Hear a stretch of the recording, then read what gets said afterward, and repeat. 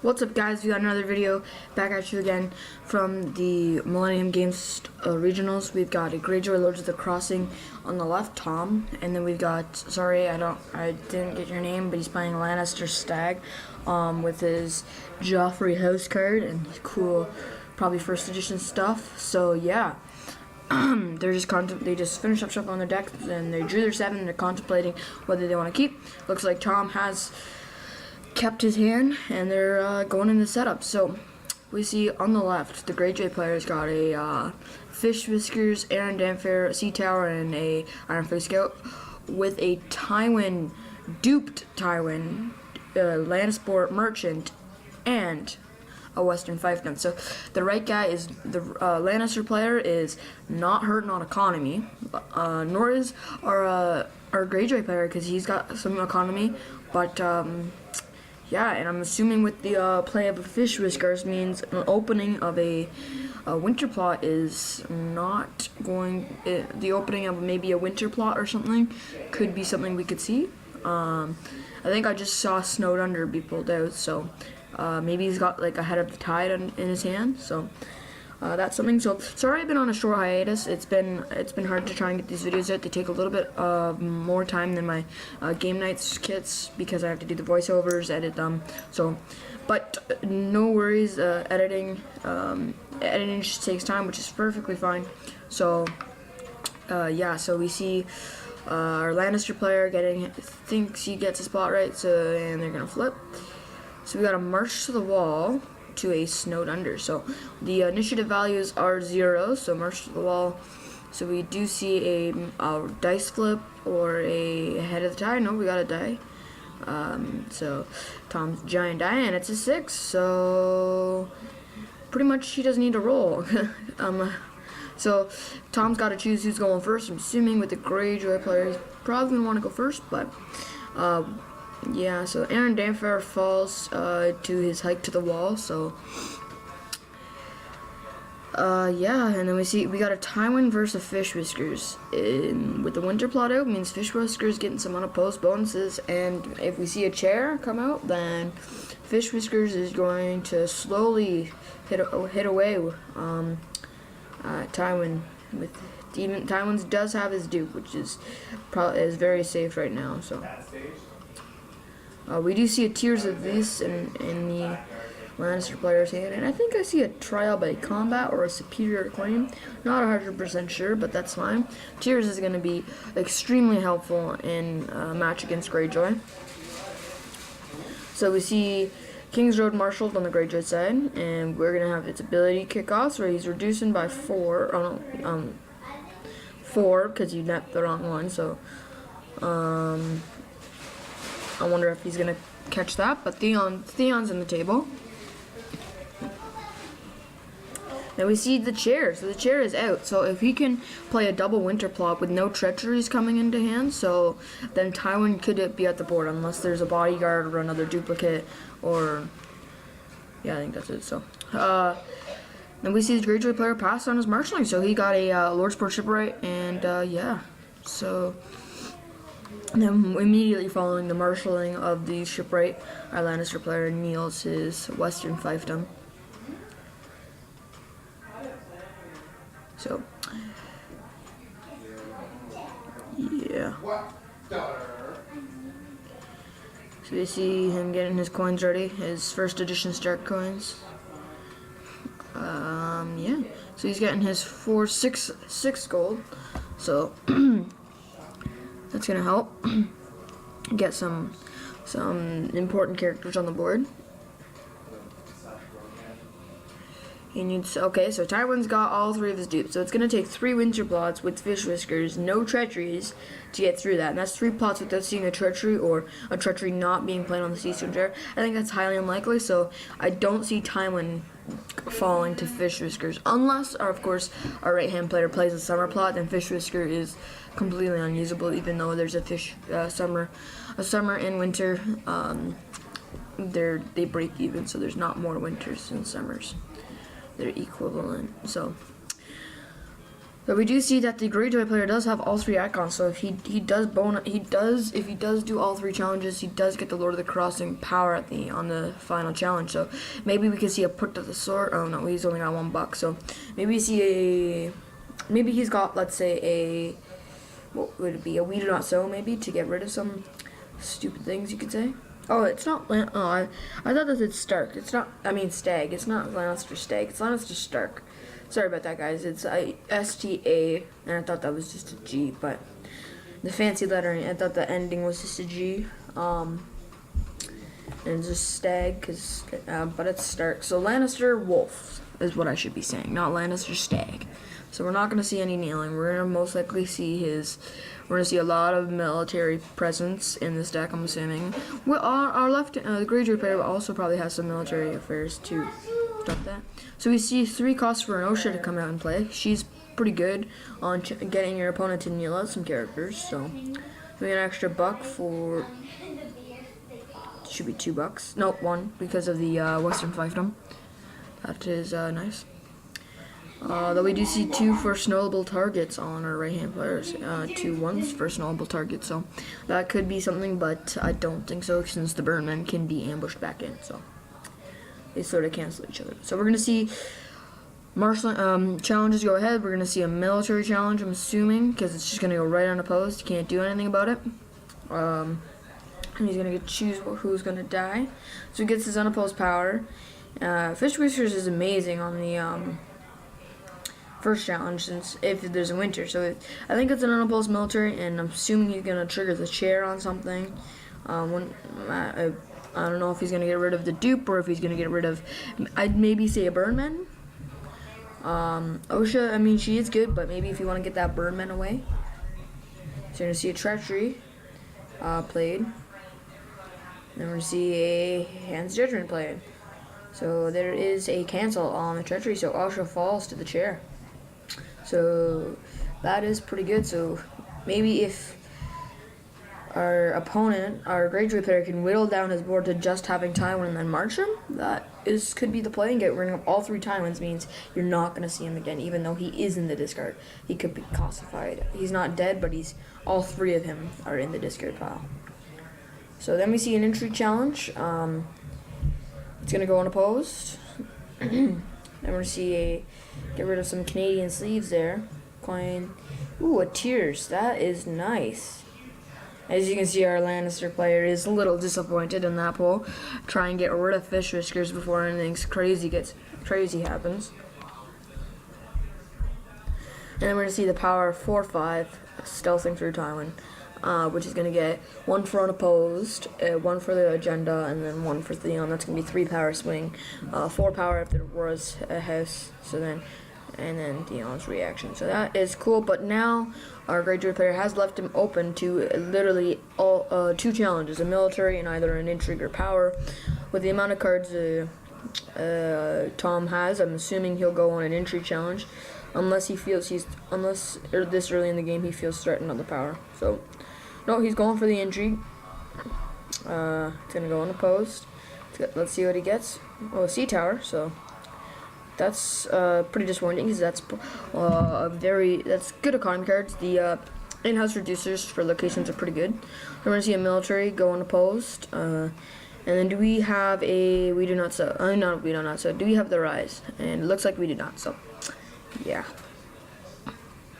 And we're going to go to dominance phase, and our Lannister player has 1 gold, so he takes dominance. So it seems that our Greyjoy player at the end of first round has gone up to 5 power to the Lannister player's 4. So it's a tight game. It's 1 plot in, which is pretty good. So then we're going to see our plot phase come in, and let's see how it fares. So we sort of see the plots of our Lannister player. I sort of see the Greyjoy players, but we won't find out until they flip their plot. Guys, just let me know if you like the quiet music in the background. I can always turn it up, because I'm just recording my voice, and then I'll put this over, so it's gonna be interesting. So we see our Greyjoy player get his plot, and now the Lannister player is ready. And they're gonna flip.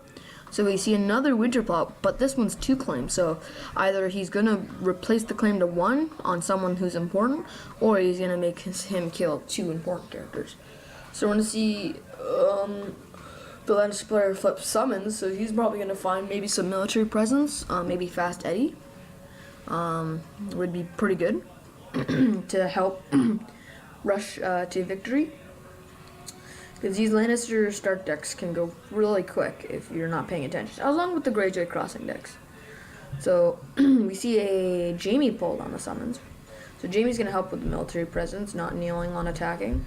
And it seems like our Greyjoy player is going first. So Jaime is an amazing character going first, but he can, if he's still standing, he's very good on. He is a good character for defense too, because he can oppose military or oppose intrigue at really high strengths.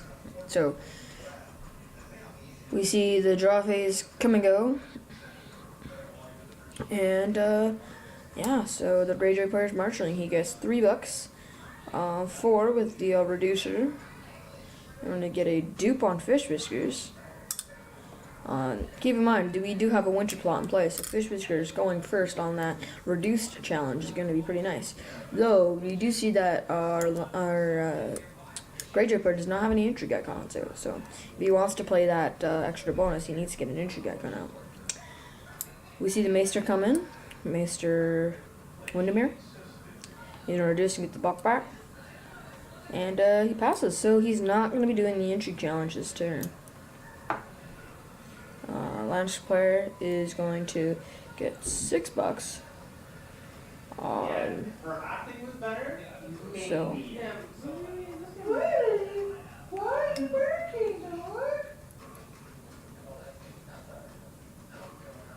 So he's getting his $6 ready, and let's see what he comes out. He does have the reduced by 1, so he could pay $5 for Sir Jaime Lannister. But if he doesn't have the treachery, or if he doesn't have a dupe for Jaime, he is most likely going to fall to the chair. Seastone Chair is sort of almost like the Mirri Master with the Fish Whiskers, even though it's a 2-card combo. With winter plots, there's a lot of restrictions, but Mirri has to be alone. Fish Whiskers, it just means you need to have dupes on your characters, or the chair, or you need to play treachery. Or once the chair goes, you need to be able to stop the chair. So, milk of the poppies are starting to come back into play. I've been seeing. Probably don't have them in. I'm assuming the Greyjoy player doesn't have milk of the poppy in his deck, since, well, he's very based off of no attachments and stuff, making sure your opponent does not have any attachments. So, but if he comes into a deck without, if he was playing not a Lannister, if he was doing some like Stark, if he was just playing something, let's say it was Stark Lannister, bannering treacheries, or I mean you see them but not as often, because you have to get the unique Lannisters out. So that is something. But the only way to counter him is the milk of the poppy, or he needs to be killed. So. Or you need to play a summer plot, which is pretty simple. If you play a summer plot, he can be cancelled. But if you don't run summer plots, you can cut it off for 1 round. But 1 round, will that do it all for you? I don't know. So our Lannister player is debating on the putting of Jaime out, because he might be contemplating whether he can, if he has a treachery. Maybe he could be bluffing without the bluffing that he doesn't have the treachery. So, but he seems to be very scared to put Jaime out, or he's distracted.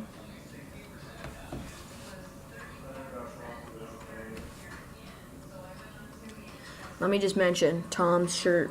Sorry, ladies, I'm in the Night's Watch. Top of the line shirt right there, fellas. Top of the line.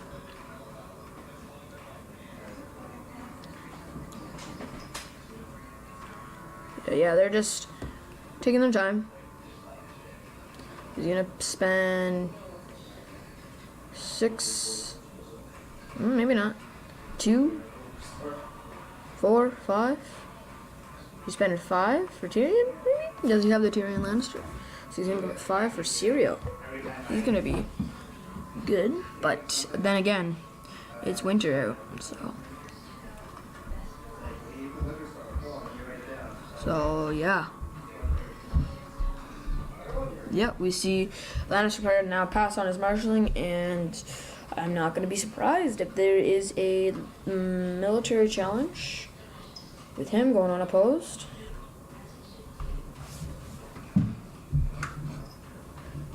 So it's going to be an unopposed military challenge, and I wonder if Tom's going to elect to do the double claim, or yep, it seems like he's going to let him do 2 claim.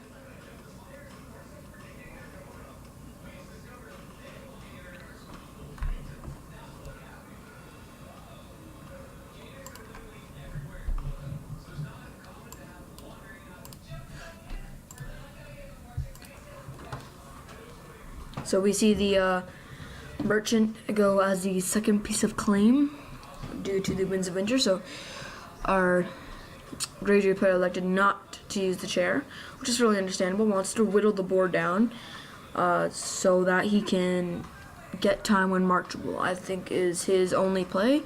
Or even though he did claim one of Tywin's dupes, if he can get Tywin either dupeless, then maybe it will be a little bit better. So now we see a contemplation of Maester Windmere going in for a power. Ooh, we're going with power for 5. Stealthing through... Oh, what? Okay, so he wants Tywin to kneel out, so he's going to bump him up to 7, power of 7. Perfect play. Good play. So then he gets 2 power. So that was a good play. Not going for the unopposed. He was going for the kneeling of Tywin. So we do though see a military challenge will go unopposed, and dominance will go to our Lannister player. Since he's going to do the military, it's going to go unopposed, and we're going to most likely see either a dupe or Windermere go, or if we've got a save, let's say Rise of Kraken. Okay, we see the dupe go, and standing phase and dom goes to the Lannister player. So our Greyjoy player has quickly jumped up to 8, and our Lannister player is at 4.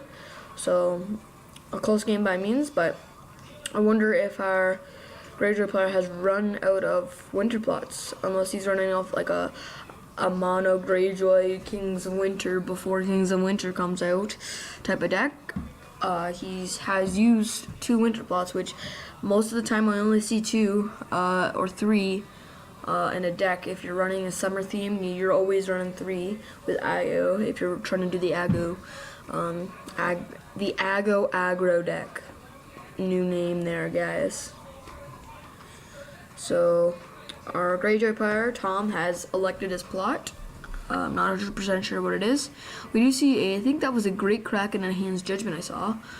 So that's pretty good. Hand's Judgment's going to come really effective. He's already seen 2 of his, so that is going to be very nice. So we see a trading with the Pentoshi to a calling the banner. So we're going to get 3, 6, 9 on the Greyjoy players, and then 12 on the Lannister side. So he's gonna get a lot. Both of them are getting lots of money. Though it does seem the Lannister player has a handful of cards, and our Greyjoy player has a measly 2 cards. So let's see if top decking came with some pride.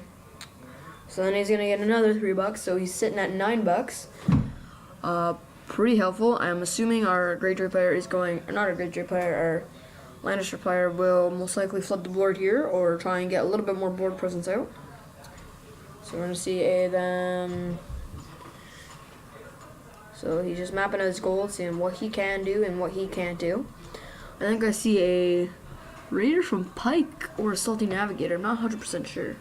We're going to see a 3 for the Great Kraken, which is nice. Surprising not electing to use the reducers. And he's going to pay, reduce by 2 to pay 3, 4, oh no, pay 4 for a drowned man. So, and then 1, and then 2 for the Salty Navigator. So yeah, our Greyjoy player has got a good board presence with first knowable and non-first knowable targets.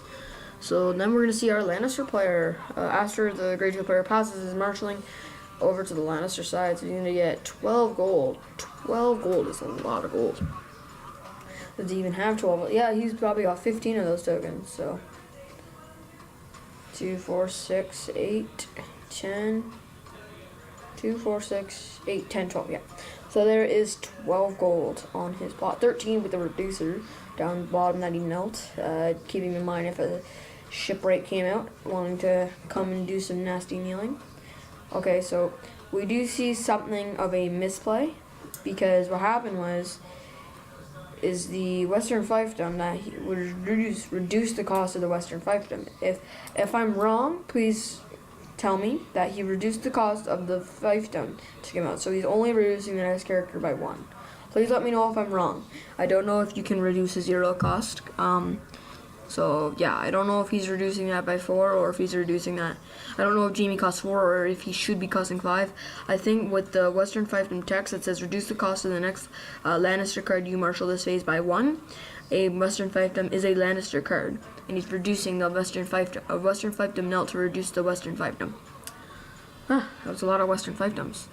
So, please let me know. Let me know in the description if there should be 1 extra gold spent on Jamie.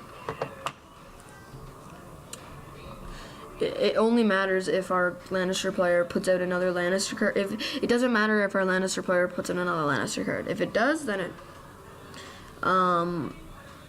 it doesn't matter if it does do that. But if he doesn't, I think I saw something that so he's I don't know. If he puts out, let's say, a Burnman or something, then I could see it's fine. Okay, so now it's fine. So it doesn't matter anymore. So technically, Jamie should have cost 5, I think, and then he would put the other one out, put him out for 4. Overall, spending a total cost of he spent 11 minus 2 is 9. So he had 12. He spent 11. He should have $3 left, and he does. So everything is fine by me.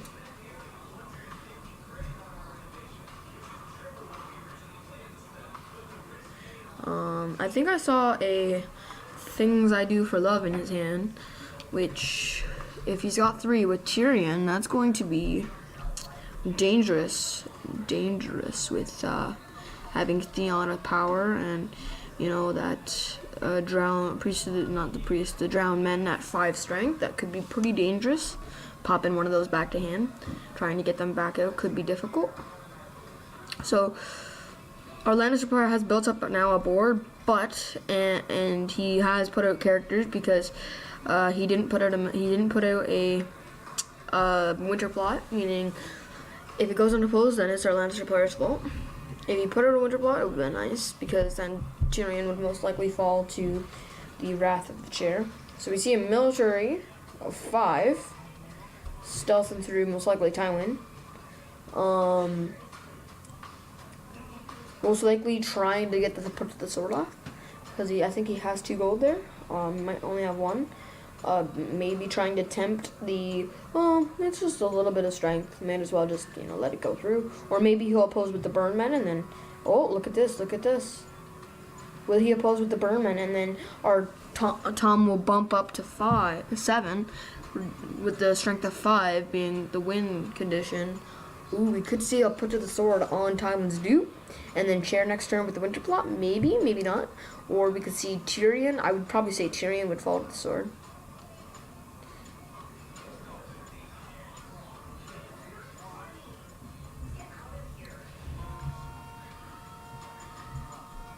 Okay, so we don't see the put.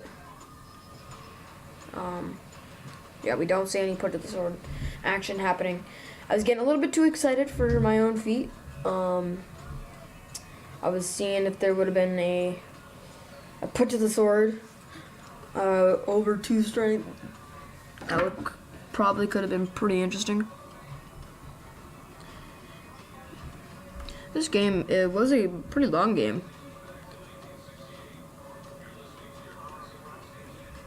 So we see a power challenge of 5 going in. Maybe we'll go unopposed. Maybe a superior claim could happen. We don't know. 5, 6, 7. So Tywin's at a 9. So Tywin can fully defend this challenge. I don't know if he has 3 of those Stark tokens. I'm not sure. So yeah, we see Taiwan fully defend the challenge. With the winter plots happening, it seems that it's harder for our Greyjoy player to get through. So we're gonna see the intrigue challenge go through. It's gonna go on to pose, get $2 first. So intrigue challenge. He's gonna go unopposed.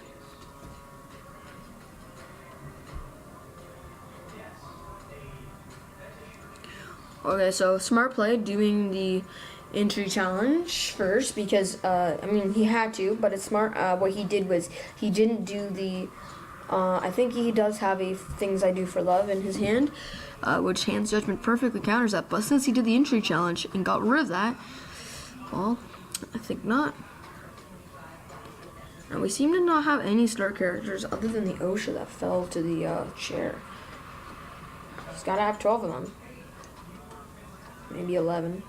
Just kidding with that. So we're going to see a military of 8 strength stealthing through him. Fish Whiskers. We have the put. Yeah, we got 2 for the put to the sword on Fish Whiskers. So Fish Whiskers is gone. But I wonder if Tom really feels anything for that. Mostly because I don't think he has any more winter plots. Meaning Fish Whiskers did his job. Now he just needs to find some more important characters, more like Asha and Balon. He's Balon right now. Or Asha. I mean, Sirio's out there, so we don't see any saves since he has whittled his hand down to nothing.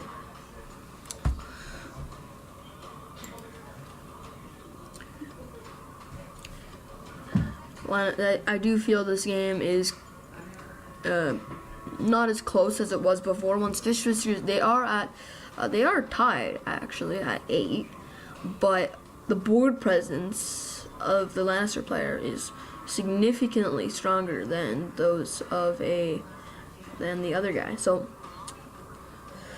we see a Things I Do for Love on the Salty Navigator, maybe opening up for a March to the Wall, which is very good.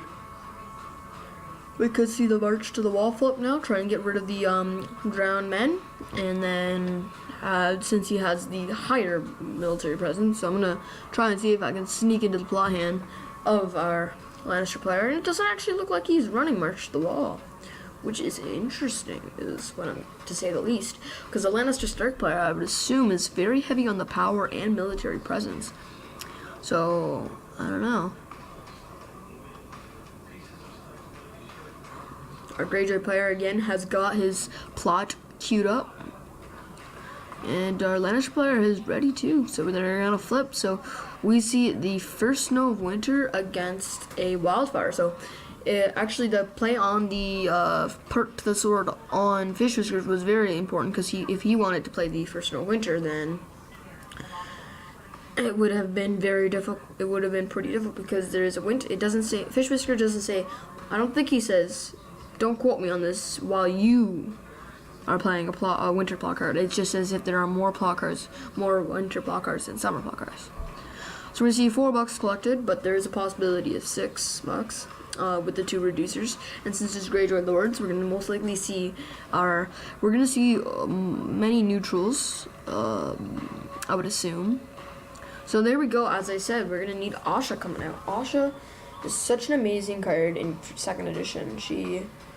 With a little bird, she could potentially get all 3 challenges off. So that is pretty ridiculous. So we're gonna get $5 collected on the Lannister side. 7 potentially. So Gregor could come out if he so chooses, or if there is a Gregor in his deck. But with the military presence, I would assume with Fast Eddie, I'm assuming you want the more renowned, because the more renowned the better. I would think that there would be a Gregor.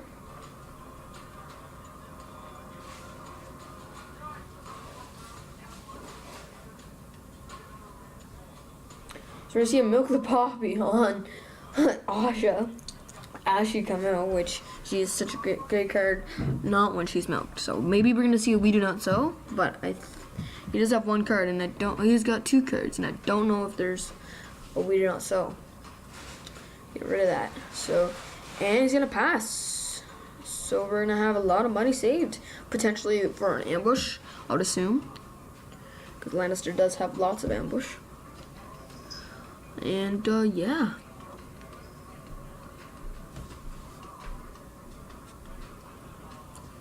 So our Greyjoy player is attempting a military challenge, I believe. But with Tywin on the board, it's just so hard to get challenges through. So we're gonna get a power of 5, 9, 7. A power of 7, I believe. So Tywin can just defend that, which is ridiculous, but he fell for it. He fell for it. Unless our Greyjoy player has an ambush drop or a treachery, we're gonna get the military stealthing through Jaime happening, going unopposed if there's no ambush drop. We see, ooh, the things they do for love, or the things I do for love, popping back into his hand. Ooh, before the unopposed can happen. So there's nobody. It's gonna go 0-0. So that sucks. Now he's not kneeling his faction card for this, which I don't know if there's going to be any Banfin in this deck, but that does something to keep in mind. So that was perfectly played. Now I think if he plays this right, I think he can close it off with the military unopposed, getting 2 power unopposed, and then intrigue unopposed. And yeah, it's this is game right now. Okay, we see a misplay happen actually, or I believe a misplay. Because it's gonna go unopposed. He's gonna get the claim, Theon.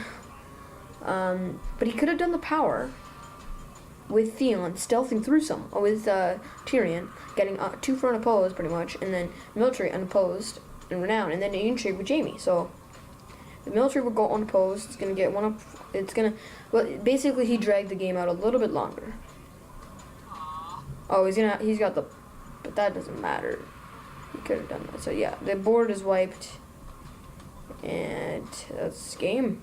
God, there's like he unnecessarily dragged the game out. The game could have been won there with an unopposed power challenge. So this game is over. I don't know how you go from. I mean, Tom is at 7. I'm not gonna close it out right now. I'm gonna say Tom is at 7. There is a potential of him getting, like, there are ways to get around this, but if our Greyjoy player, not a Greyjoy player, our Lannister player just drops a high initiative plot, so we're gonna get a first snow of winter on our Greyjoy player side, which is a little interesting with no board, barely any economy. I don't know if he can afford that. But he is going first, so he's getting $3. And we're gonna see a what are we gonna see? Does he have any 4 clusters in his hand? Okay, we see a fishmonger come into play. Maybe he wants to get a little bit more economy, but he's just paying 1 for the economy, so I don't know if he's really worth it. So you're gonna reduce by 1, 2. Huh. For a salty navigator who's also going to fall to his own plot, and a raiding longship. So those guys are just going to go back to hand. And I think the Lannister player acknowledged that to Tom. So that is game, guys. Thank you for watching. And yeah, this was an interesting game. Tom started off, the Greyjoy player started off really strong, but with the Fish Whiskers play, trying to get through that. Maybe if he played Fish Snow 1 turn earlier, stop the Jaime from Tyrion coming out. So thank you guys for watching, and yeah, see ya.